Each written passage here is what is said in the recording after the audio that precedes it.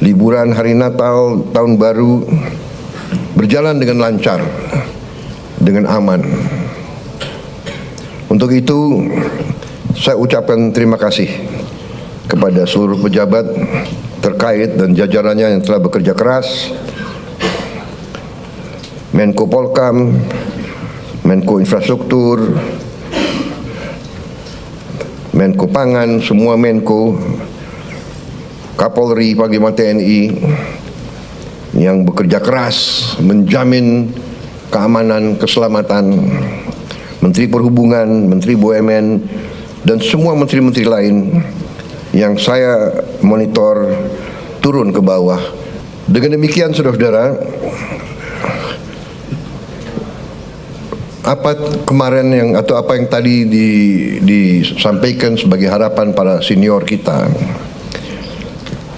diingatkan bahwa sebagai pejabat negara, orientasi kita pertama untuk negara. Kita memang ada yang berasal dari partai politik, ada yang berasal dari organisasi kemasyarakatan dan sebagainya. Ada yang berasal dari dunia akademi, dunia ilmuwan, ada yang dari NGO, dari LSM. Tapi begitu kita sudah disumpah, begitu kita menjabat sebagai pejabat negara, orientasi kita, kepentingan kita adalah untuk negara. Dan untuk itu saya ucapkan terima kasih karena saya rasakan walaupun begitu banyak tokoh-tokoh dari berbagai latar belakang, tapi yang saya rasakan sekarang orientasi kita adalah kepentingan negara, kepentingan rakyat. Dan saya kira ini dirasakan oleh rakyat kita. Saudara-saudara, dari hasil sementara kita merasakan bahwa pemerintah kita efektif. Di akhir tahun 24, liburan hari Natal, Tahun Baru berjalan dengan lancar, dengan aman. Untuk itu, saya ucapkan terima kasih kepada seluruh pejabat terkait dan jajarannya yang telah bekerja keras, Menko Polkam, Menko Infrastruktur, Menko Pangan, semua Menko, Kapolri, Panglima TNI yang bekerja keras menjamin keamanan, keselamatan, Menteri Perhubungan, Menteri BUMN, dan semua menteri-menteri lain yang saya monitor turun ke bawah, turun ke lapangan, monitor perkembangan. Kita juga membuktikan bahwa pemerintah kita efektif. Pemerintah kita bisa menjalankan administrasi negara dengan handal. Saudara-saudara, bagaimanapun di bulan-bulan yang kritis tersebut biasanya ditandai oleh banyak kecelakaan lalu lintas, ditandai oleh ketersediaan bahan pangan, bahan-bahan pokok yang penuh dengan fluktuasi harga dan sebagainya. Kali ini kita berhasil untuk menjalankan suatu keadaan yang stabil, penuh ketenangan, penuh kesejukan. Di tengah banyak dunia dilanda konflik, ketegangan, krisis, bahkan perang, kita mampu menjaga kesejukan, ketenangan, perdamaian di negara kita. Saudara-saudara sekalian, saya juga terima kasih dalam 3 bulan kita telah memberi bukti kepada rakyat kebijakan-kebijakan kita adalah kebijakan-kebijakan yang berpihak kepada rakyat, berpihak kepada kepentingan negara. Yang pertama tentunya saya menyampaikan apresiasi kepada Menteri Keuangan dengan semua timnya yang telah menyusun APBN dengan baik, dengan cermat, kerja keras, karena saya terus-menerus monitor, saya terus-menerus menuntut penghematan, efisiensi. Saya menuntut keberanian memotong hal-hal yang tidak esensial. Saya tegaskan bahwa kriteria anggaran yang akan kita laksanakan, kriteria pertama adalah harus bisa menciptakan lapangan kerja. Sudah saya katakan berkali-kali. Kedua, harus meningkatkan produktivitas. Produktivitas ini harus bisa diukur dengan kuantifikasi. Berapa devisa yang dihasilkan? Berapa devisa yang dihemat?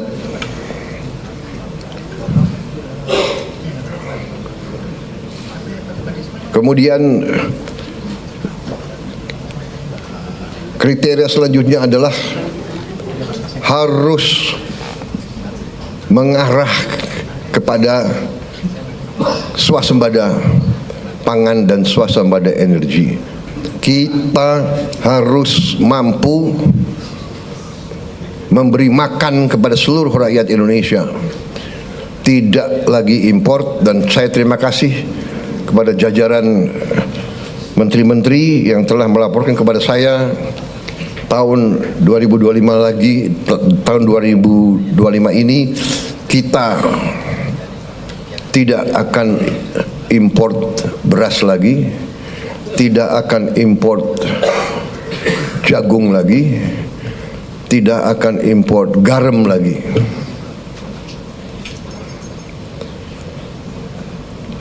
Artinya target yang saya berikan kepada kabinet bahwa Indonesia kita harus swasembada pangan dalam waktu 4 tahun. Alhamdulillah target itu bisa kita capai akhir 2025, paling lambat awal 2026. Jadi mungkin 3 tahun lebih cepat dari sasaran yang kita tetapkan. Artinya bahwa dengan niat baik, dengan kerja keras, ya, dengan orientasi kepada negara dan bangsa, kebijakan yang masuk akal akan membuahkan hasil yang cepat. Ini harus kita yakini. Kemudian kriteria selanjutnya adalah harus bisa memberi terobosan teknologi.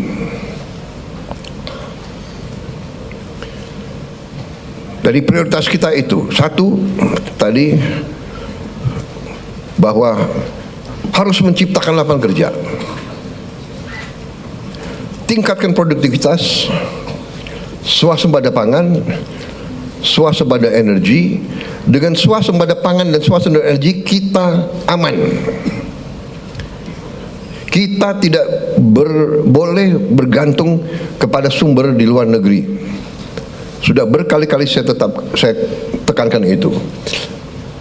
Dalam krisis dunia tidak ada negara yang akan mengizinkan pangan keluar dari negaranya. Ini sudah hukum sejarah. Dan kriteria selanjutnya harus bisa menghasilkan terobosan teknologi. Berarti pengeluaran investasi untuk sumber daya manusia, untuk pendidikan, untuk sains dan teknologi, ini termasuk sesuatu yang vital dan sesuatu yang harus kita jalankan. Jadi saudara-saudara, saya tegaskan kembali bahwa hal-hal di luar itu yang bersifat seremoni, upacara, merayakan ulang tahun ini, ulang tahun itu, hari ini, hari itu, kita tidak anggarkan. Perayaan sejarah, perayaan ulang tahun laksanakan secara sederhana di kantor, di ruangan. Kalau perlu yang hadir hanya 15 orang, sisanya di Vikonken.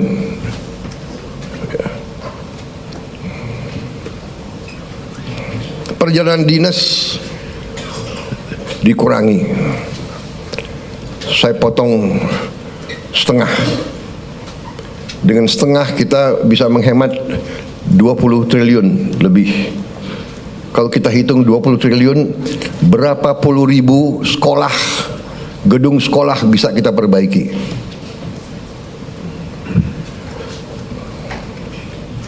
Jadi saya katakan benar-benar bahwa saya sangat serius dalam hal ini. Saya minta loyalitas semua menteri, semua kepala badan untuk patuh dalam hal ini, ya. Dan saya terima kasih kepada tim keuangan yang telah menjalankan penyisiran, kajian terhadap anggaran sampai serinci-rincinya. Kalau tidak salah, mungkin sampai satuan ke-9 kalau tidak salah.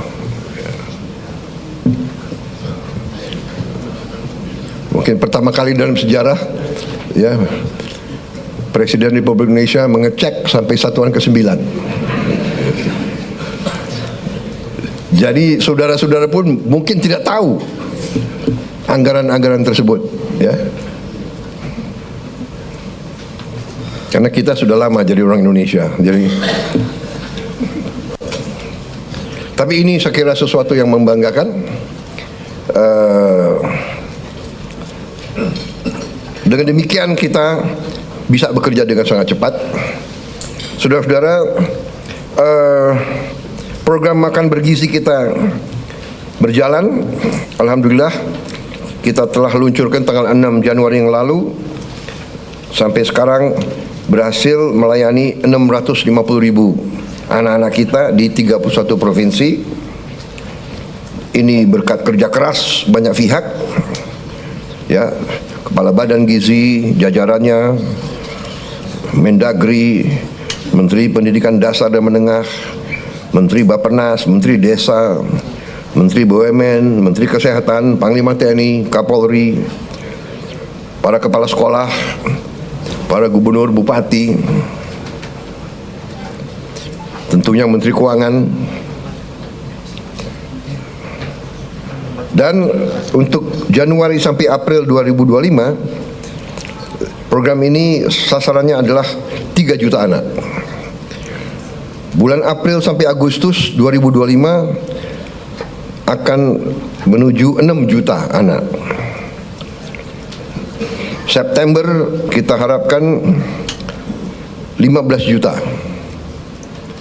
anak. Dan akhir 2025 target kita adalah semua anak-anak Indonesia bisa dapat makanan bergizi. Saudara-saudara, terima kasih kerjasama ini. Seluruh kementerian lembaga ikut mengamankan dan menyukseskan program ini. Kita akan bersinergi dengan pemerintah daerah, gubernur, bupati, wali kota, dan seluruh perangkat daerah. Saudara-saudara, ini adalah masalah strategis. Kita memperkuat masa depan Indonesia. anak-anak Indonesia harus kuat, harus cerdas, harus semangat, harus sekolah dengan baik. Saya percaya dalam waktu yang tidak lama kita akan melihat peningkatan hasil kemampuan akademis anak-anak kita. Saya juga bertekad untuk melakukan langkah-langkah intervensi kepada semua sekolah di Indonesia.